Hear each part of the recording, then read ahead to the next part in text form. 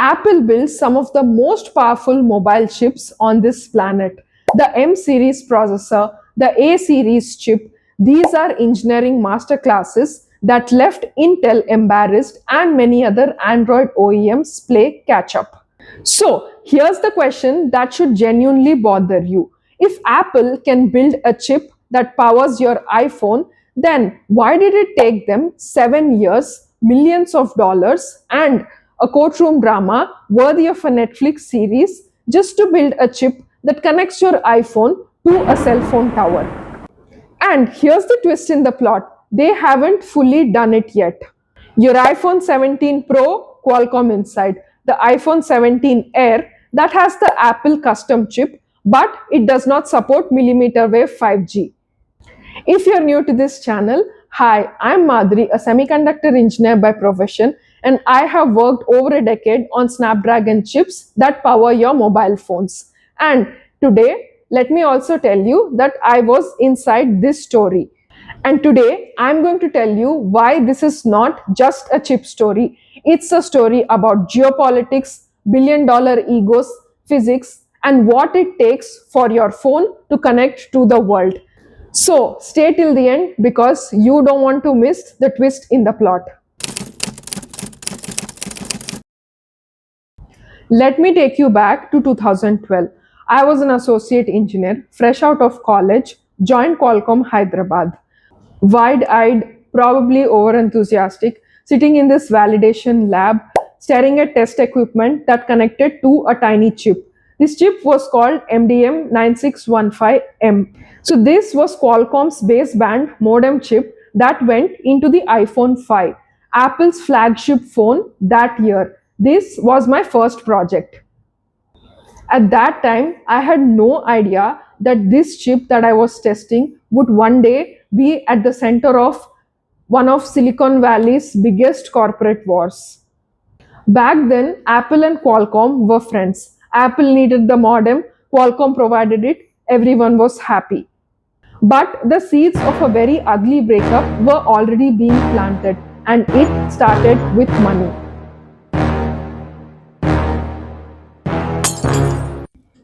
From 2011 until 2016, Qualcomm was the sole modem supplier for every single iPhone.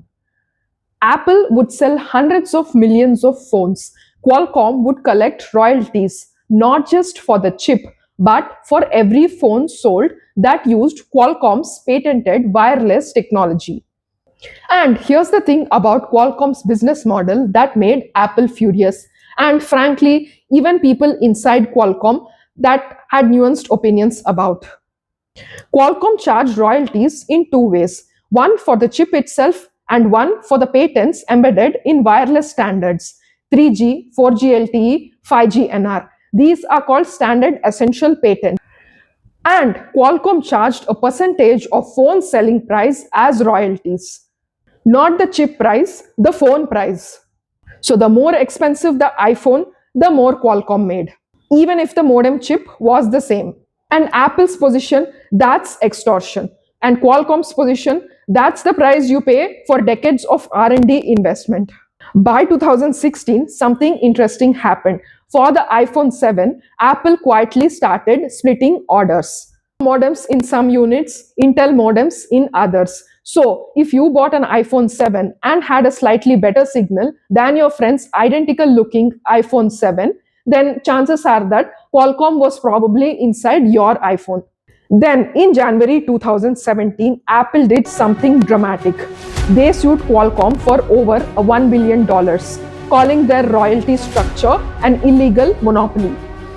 The war was officially on.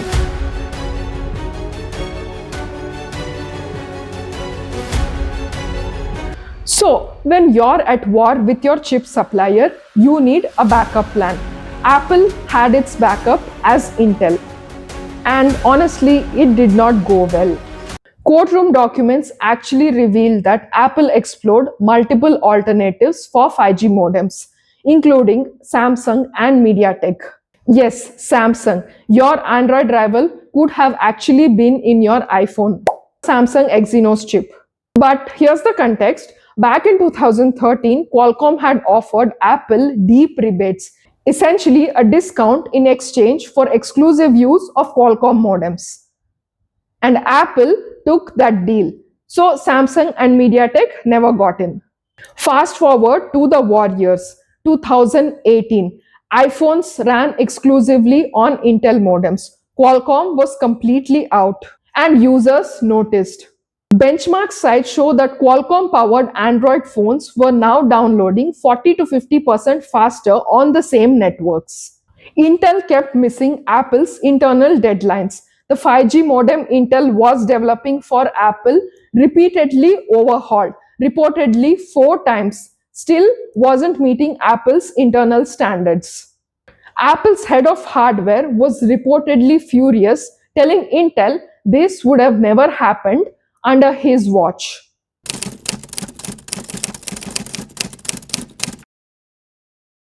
Okay, I was there. Let me tell you what it actually felt like inside the office during those years.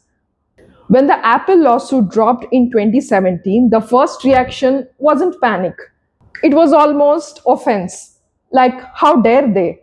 There was this real sense in the hallways that Qualcomm had spent decades building the wireless technology stack that made iPhone possible in the first place, and now the biggest beneficiary of that work was calling it extortion.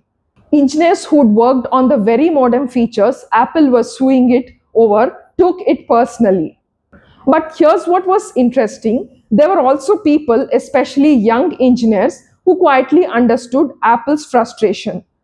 Because the royalty model, charging a percentage of the phone price rather than the chip price, that was genuinely hard to explain to anyone outside the building without it sounding a little too generous to Qualcomm.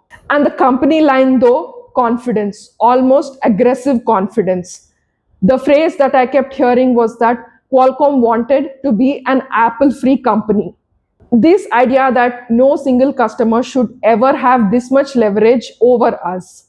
Let's go after automotive, IoT, PCs, diversify, and honestly, that strategy has worked better than most people can realize.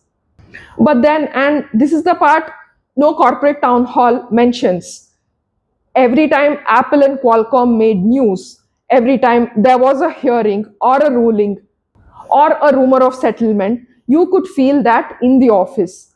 Qualcomm stock was so tied to this one relationship that it moved on vibes, on rumors. And honestly, that's not the behavior of a company that's free. That's the behavior of a company that's very, very aware of exactly who their biggest revenue column is.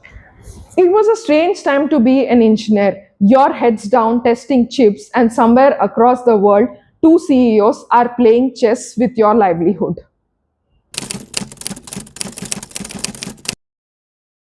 Now comes the plot twist.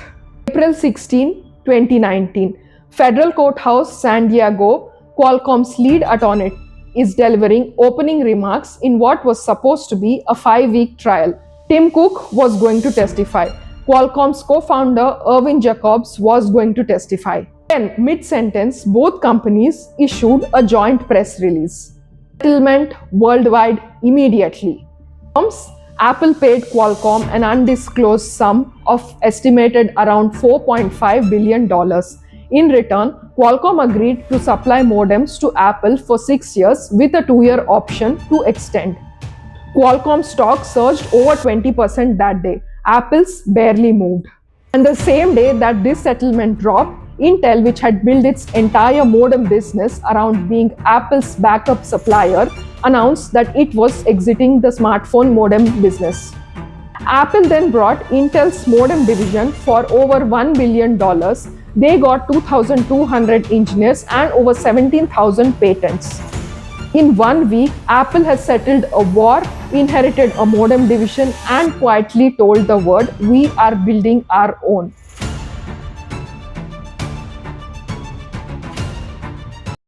So this is the part of the video I've been waiting to get into, because this is where I can offer you some no tech blogger or financial analyst can. So Apple called their in-house modem project Sinope. I hope I'm pronouncing it right.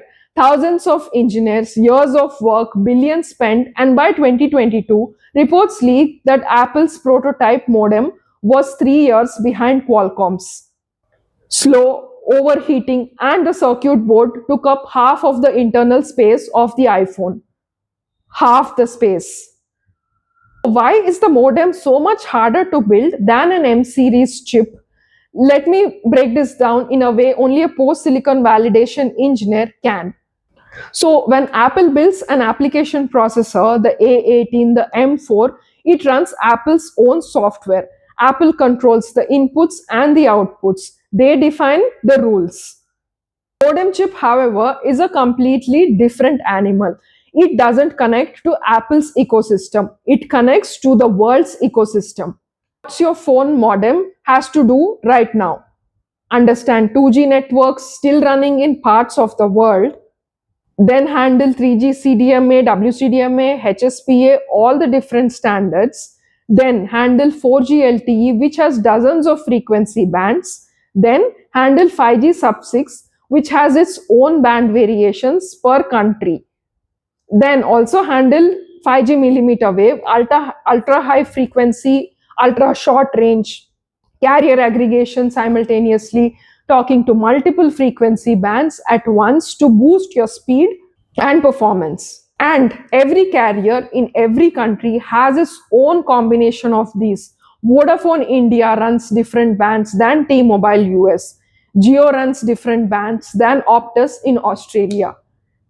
So your modem has to speak to all of these dialects frequently, instantly, and while fitting a chip, the chip which is the size of your fingernail. Then there's certification. Before any modem ships in a real iPhone, it has to be tested, certified by hundreds of carriers around the world. This is not a software release. You can't push a patch to fix a band compatibility issue after the fact that it has to work. It has to work the first time, every time. So this is what I did for over a decade, post silicon validation, which means the chip has been manufactured. Now it's in our hands, and now we test it against the real world. Every edge case, every weird carrier configuration, every power state transition.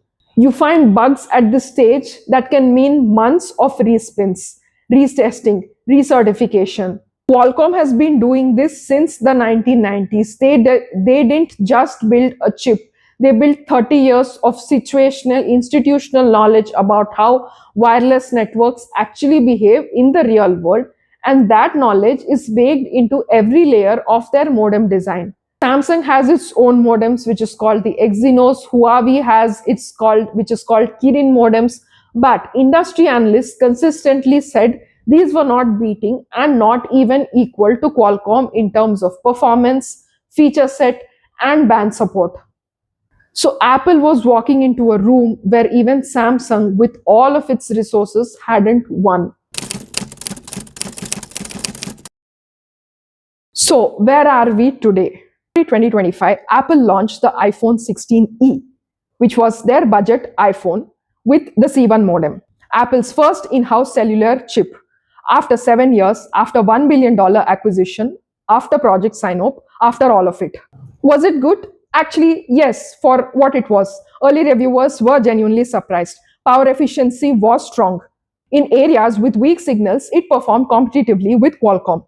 But it had real limitations. No millimeter wave 5G, only sub 6 GHz bands, and carrier aggregation on maxed at 3 carriers versus Qualcomm's 4, which on T-Mobile in the US made a measurable speed difference. What was Apple's approach? Started in their cheapest phone, tested in the real world, iterate. Then came the iPhone 17 Air, launched in September 2025 with the upgraded C1X modem. More capable, better battery, still sub 6 GHz only, and still no millimeter wave. And the iPhone 17, 17 Pro, and the 17 Pro Max, teardowns confirmed, Qualcomm Snapdragon X80 still inside.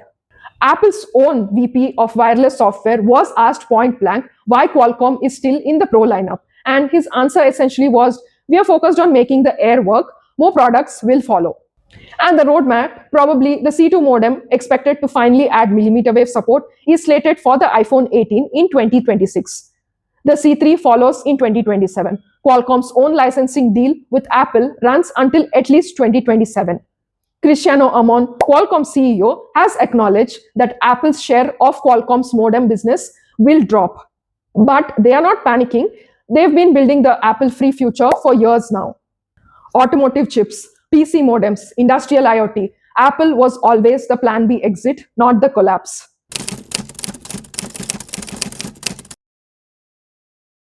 So here's the takeaway. Did Apple really fail?